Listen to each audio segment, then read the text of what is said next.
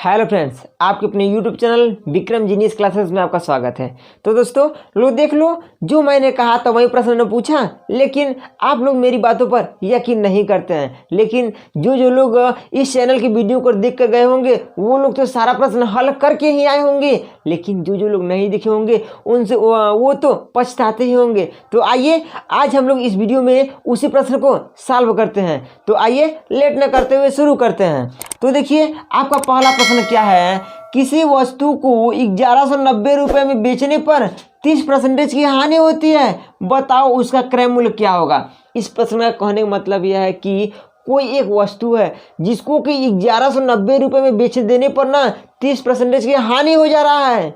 लेकिन जब कोई व्यक्ति कोई वस्तु को बेचता है तो उसे प्रॉफिट होता है ना, लेकिन यहाँ पर तो हानि हो गया। तो हमें यही बताना है कि उस वस्तु का क्रय मूल्य कितना था। तो जरा बात को समझिएगा, आपका बेचने पर यानी कि एसपी है, एसपी कितना हो गया आपका 1190 रुपया। आपको क्रय मूल्य बताना है और हमें पता नहीं है कि क्रय मूल्य कितना है, तो हम मान लेते हैं कि हमारा क्रय मूल्य कितना होगा, 100% रहा होगा। कितना रहा होगा, 100% रहा होगा। तो जरा समझिएगा, आपका देखिए जब उसे 30% की हानि हो जा रही है तो कितना बचा आपका, 70% बच गया ना। यानी कि आपका 70% का मान हो गया 1190 रुपया। तो 1% का मान कितना हो जाएगा आपका, 1190/70 निकल गया ना। तो आपका 1 0 से 1 0 कैंसिल और इससे आप इसको काट देंगे तो 70 बाद में कट गया। आपको कितने परसेंटेज का मान चाहिए, 100% का मान चाहिए। यानी 100% का मान बराबर कितना हो गया आपका, 100 × 17 बराबर कितना हो गया आपका, कितना हो गया आपका 1700 रुपया। उसका क्या था, आपका क्रय मूल्य था। ठीक है ना। यानी कि वह 1700 रुपये में खरीदा था और 1190 रुपया में ही बेच दिया था, इसीलिए उसे 30% की हानि हो गई। तो आइए अब देखिए आपका अगला प्रश्न क्या पूछा गया था। तो देखिए आपका अगला प्रश्न क्या है, दो संख्याओं का अनुपात 3:5 है तथा उसका गुणनफल 2160 है, तो छोटी संख्या कौन सी है इसमें से। ठीक है ना। आपका यही प्रश्न है कि दो ठो संख्या है जिसका अनुपात 3:5 का है और उन दोनों संख्याओं का गुणनफल कितना है आपका, 2160 रुपया। तो बताइए कि उन संख्याओं में से छोटी संख्या कौन सी है, आपको यही बताना है। तो जरा बात को समझिएगा, आपका अनुपात में दिया है तो आप जब कभी भी कोई प्रश्न अनुपात में दिया रहे तो उसके साथ आप एक कांस्टेंट ले लिया करिए। तो कितना हो जाएगा आपका, 3:5 है, जब कांस्टेंट लेंगे तो क्या हो गया आपका 3x हो गया और आपका 5x हो गया। क्या दिया है आपका, उसका गुणनफल दिया है, यानी 3x × 5x बराबर कितना हो गया आपका 2160 रुपया। ठीक है ना। इसको जब आप मल्टीप्लाई कराएंगे तो कितना हो गया आपका 5 × 15x² बराबर 2160। जब 15 को इधर बेचेंगे तो x² बराबर हो गया आपका 2160 बटा कितना 15, काटेंगे तो आपको कटेगा 144 बार में, यानी x² बराबर हो गया आपका 144। तो x बराबर कितना हो गया आपका रूट में 144 बराबर कितना निकल गया 12। यक्स का मान कितना निकला 12। आपको छोटी संख्या बताना था, तो बताइए इन दोनों में से छोटी संख्या कौन सी, आपका ये वाला है ना। तो आपका 3x है, तो यहाँ पर यक्स का मान रखेंगे तो कितना हो गया आपका 3 × 12 बराबर कितना 36। यानी वह छोटी संख्या क्या हो गया आपका 36। अगर आपसे कोई बड़ी संख्या पूछता है तो क्या बताते हैं आप, 5 × 12 यानी बड़ी संख्या आपका 60 होता। ये आपका उत्तर है। यानी छोटी संख्या निकल गया आपका 36 और बड़ी संख्या निकल गया कितना आपका 60।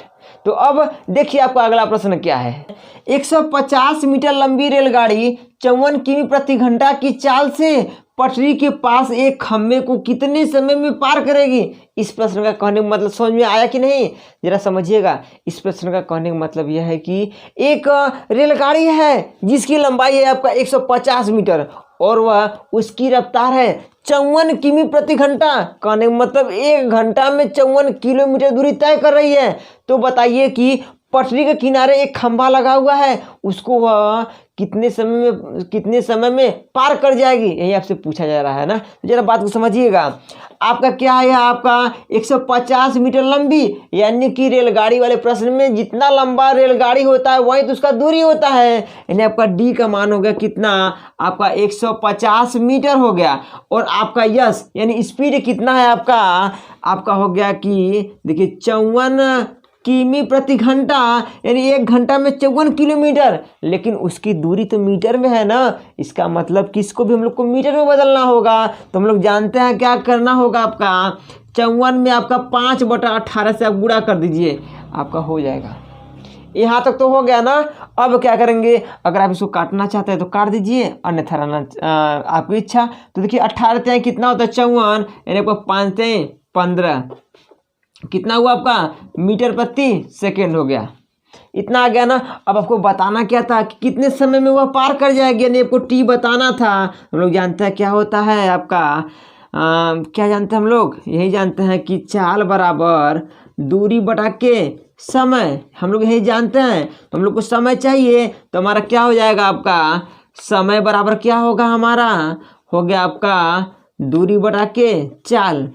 जरा बात को समझिएगा। देखिए हमें बताना है इसलिए हम लोग एक्सप्लेन करके कर रहे हैं, लेकिन जब हम लोग कोई एग्जाम में बैठना होगा तो इतना एक्सप्लेन तो करेंगे नहीं, क्योंकि वहाँ पर हमारा प्रेस ठीक रहेगा, हम लोग जल्दी जल्दी मार देंगे ना। लेकिन हमें तो यहाँ पर आपको बताना है, इसलिए हम लोग बार बार एक्सप्लेन कर रहे हैं, ठीक है ना। तो हमको समय चाहिए, यानी टी बराबर दूरी आपका कितना हो गया, आपका 150 मीटर बटा चाल कितना है आपका 15, काट देंगे 15 में 150, क्या है टाइम यानी सेकेंड, यानी 10 सेकेंड में वह उस खंभे को क्या कर जाएगी, पार कर जाएगी।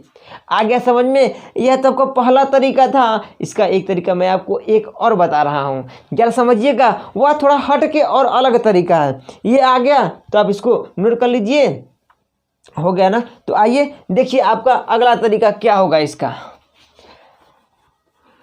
देखिए जब कभी भी आपका चाल दूरी समय रेलगाड़ी या फिर आपकी हो गया इस प्रकार का कभी प्रश्न पूछा जाए ना, तो इस तरीका को भी आप अपना सकते हैं। देखिए क्या है आपका, आप इस प्रकार से एक ट्रायंगल बनाइएगा। इस ट्रायंगल में ऊपर आप दूरी लिखा करिए, क्या हो जाएगा आपका दूरी, यहाँ पर हो जाएगा आपका चाल और यहाँ पर हो गया आपका समय।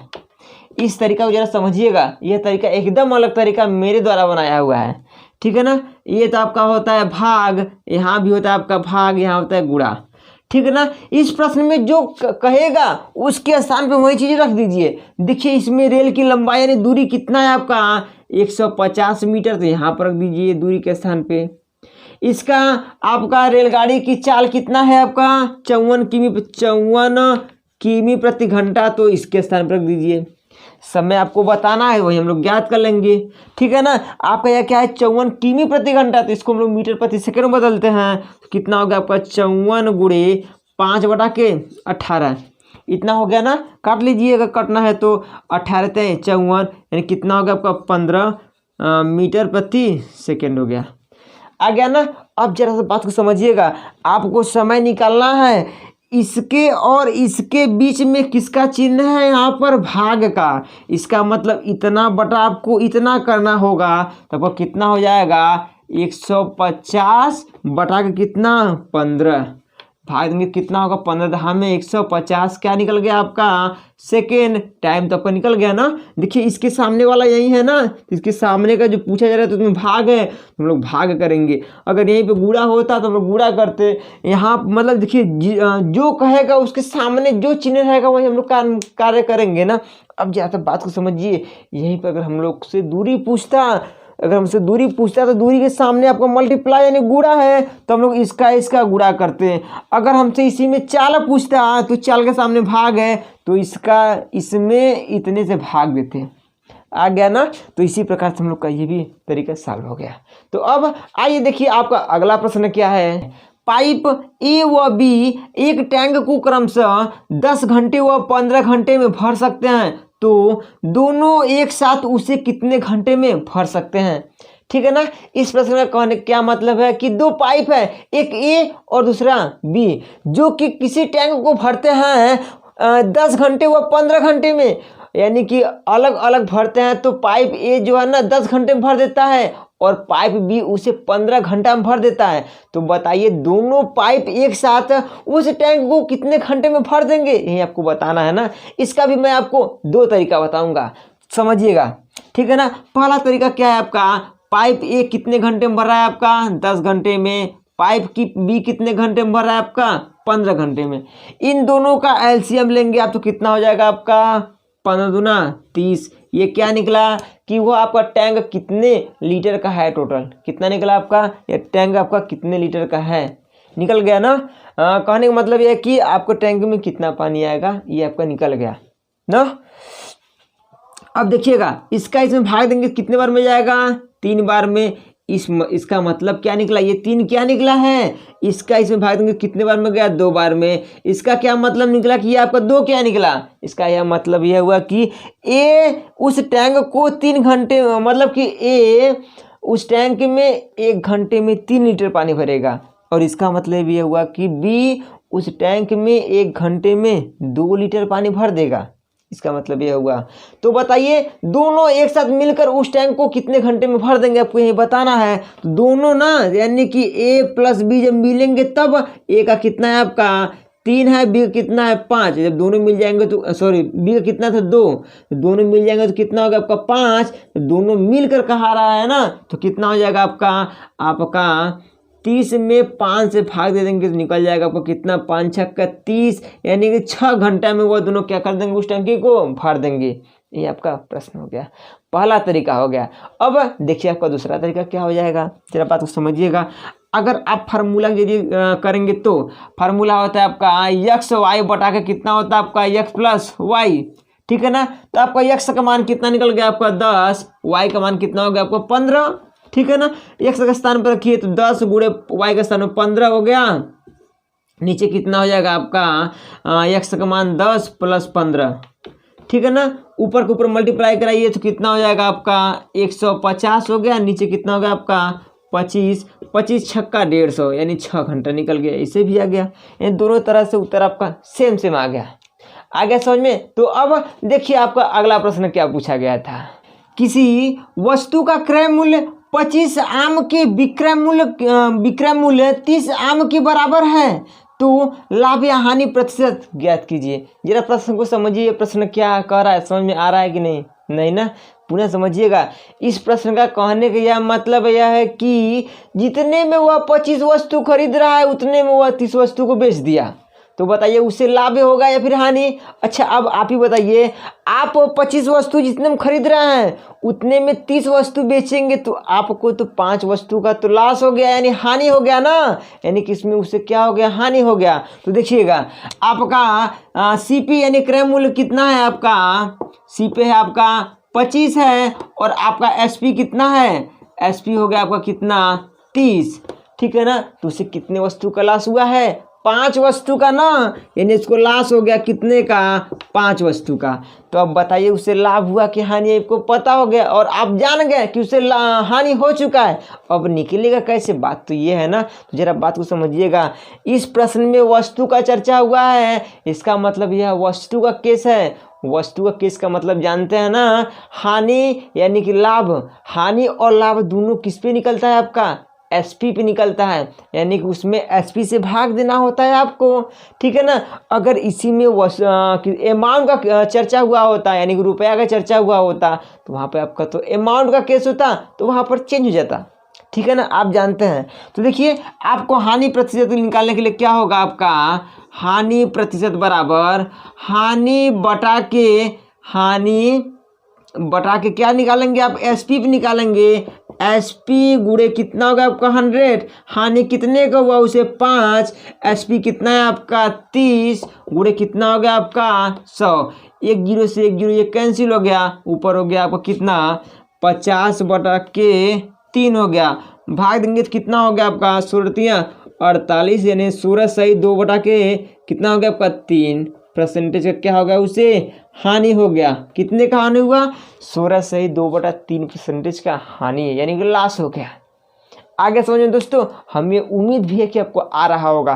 तो आप दिल से बताइएगा कि आपको यह वीडियो कैसा लग रहा है, हमें कमेंट में ज़रूर बताइएगा और एक लाइक जरूर कीजिएगा।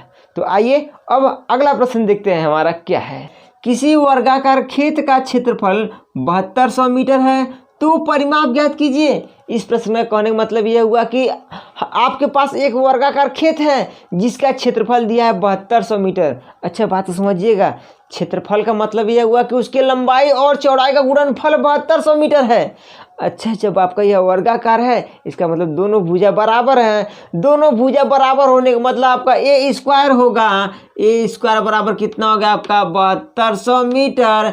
तो आपका ए बराबर रूट में कितना हो गया आपका 7200।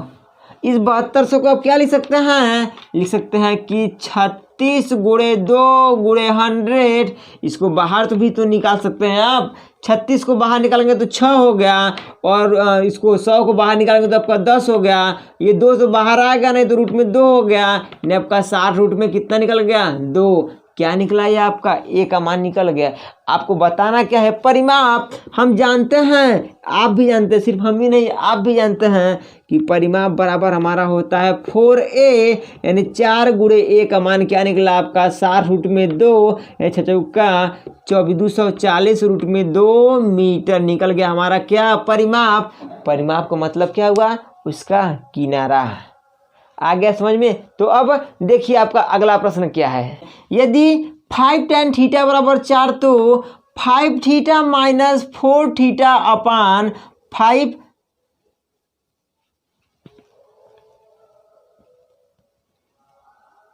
आइए देखिए आपका अगला प्रश्न क्या है। यदि 5 tan थीटा बराबर 4 तो 5 sin theta minus 4 cos theta upon 5 sin theta plus 2 cos theta का मान बताइए। तो देखिए इसका भी दो तरीका है। सबसे पहले हम लोग सिंपल तरीका से जानते हैं। आपका क्या है, देखिए इतना है आपको tan थीटा बराबर कितना, अच्छे जरा बात को समझिएगा। आपका 5 tan थीटा बराबर दिया है 4, तो tan थीटा बराबर कितना हो जाएगा आपका 4/5, यानी यहाँ से आपको tan थीटा का तो मान पता हो गया। तो आप भी थोड़ा सा दिमाग लगाइए अपना। इसको हम लोग ना साइन और कास में सारा को हम लोग tan बना लेते हैं तो बन तो जाएगा, आसान हो जाएगा। यानी कि दोनों पक्षों में ऊपर और नीचे हम लोग कास से भाग दे देते हैं। तो दीजिए देखिए कितना हो जाएगा आपका 5 sin थीटा अपान कितना हो गया आपका cos theta minus 4 cos theta upon cos theta upon 5 sin theta upon cos theta plus 2 cos theta upon cos theta. इतना हो गया आपका, ठीक है ना। अब देखिए कास से कास कैंसिल, कास से कास कैंसिल, ये तो आपका tan थीटा हो गया, यानी 5 tan थीटा हुआ ना। तो 5 गुणे tan थीटा ये हो गया sin थीटा अपन cos थीटा होता है tan थीटा बराबर, यानी यहाँ पे tan थीटा हो गया। tan थीटा का मान कितना है 4/5, तो 4/5 माइनस यहाँ तो आपको सिर्फ 4 बचा अपान 5 गुणे यहाँ पर भी tan थीटा हुआ। tan थीटा का मान कितना होता है आपका 4/5 प्लस कितना हो गया आपका 2। अब देखिए आपका ये 5 से 5 कैंसिल, तो कितना बचा 4 - 4। अब इसके आगे हल करने की जरूरत ही नहीं है। कितना हुआ 4 - 4, यानी ऊपर बच गया 0। आप जानते हैं 0 के बटा कुछ भी रहे अंक, कोई भी एनी1 कोई भी अंक रहे उसका मान 0 ही होता है, यानी 0 हो गया। इसके नीचे आपका यही सारा मान आएगा ना, इसका मतलब 0 हो गया, यानी इसका उत्तर कितना आएगा आपका 0। ये तो पहला तरीका था। इसका दूसरा तरीका क्या होगा, आप चाहेंगे तो समकोण त्रिभुज के जरिए आप इस मान को रखिए। यहाँ पर रखने के बाद आप साइन और कास का मान निकाल करके आप हल करके मान निकाल करके रख के हल करेंगे तब पर भी आएगा इतना ही, बट उसमें थोड़ा सा समय बेसी लगेगा आपका, लेकिन इसमें समय बिल्कुल ही कम। आगे समझ में। तो अब आइए देखिए आपका अगला प्रश्न क्या है। ए किसी काम को 15 दिन में करता है और बी उसी काम को 10 दिनों में करता है, तो दोनों मिलकर उस काम को कितने दिनों में करेंगे। आगे समझ में। इस प्रश्न का मतलब, यह प्रश्न यह कह रहा है कि, यानी इस प्रश्न का कहने का मतलब यह हुआ कि ए किसी काम को 15 दिन में कर दे रहा है और बी उसी काम को 15 दिनों में कर रहा है, तो बताइए जब दोनों मिल जाएंगे तो वह कार्य कितने दिन में पूरा हो जाएगा, आपको यही बताना है।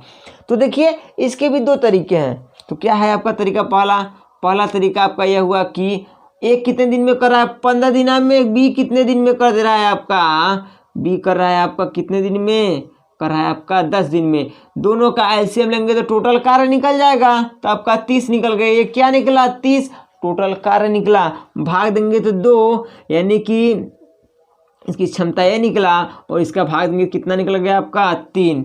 ठीक है ना, यानी आपका दोनों मिलकर कर रहे हैं तो आपका a प्लस बी बराबर निकला 2+3 यानी 5 हो गया। कुल कार्य में आप इसकी क्षमता से भाग देंगे तो आपका निकल जाएगा डे टोटल, कितना आपका 6 दिन में आपका क्या हो जाएगा, पूरा हो जाएगा वह काम।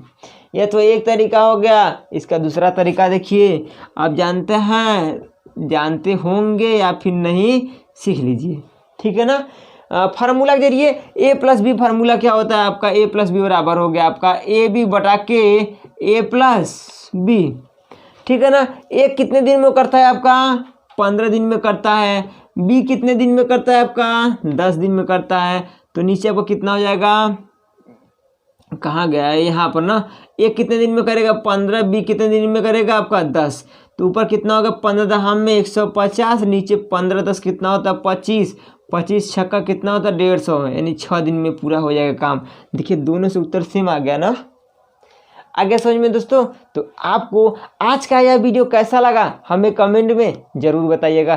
तो अब हम लोग अगले वीडियो में और इम्पोर्टेंट प्रश्न को सॉल्व करेंगे, तो आप लोग अगले वीडियो को देखना ना भूलें और अपने दोस्तों के साथ शेयर करना भी ना भूलें। ओके थैंक्स, मिलते हैं अगले वीडियो में, तब तक के लिए अपना ध्यान रखिएगा।